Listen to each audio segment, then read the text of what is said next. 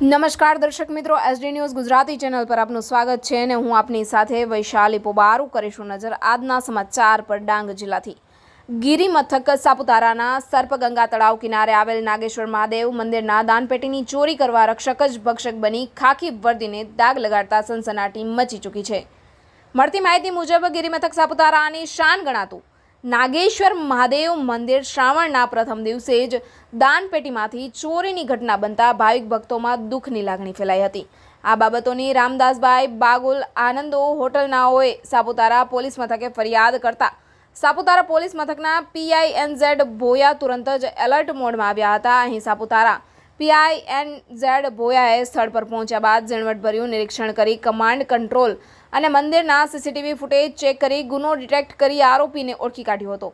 આ મંદિરની દાનપેટીમાંથી કોઈ તસ્કર કે ચોર નહીં, પરંતુ તેની રખેવાળી કરનાર હોમગાર્ડ જવાન માધવભાઈ રઘુભાઈ રહેવાસી જામદર ગલકુંડ તાલુકો આહવાના હોવાનું ખુલતા સાપુતારા પોલીસ પણ અચંબામાં મુકાઈ ગઈ હતી.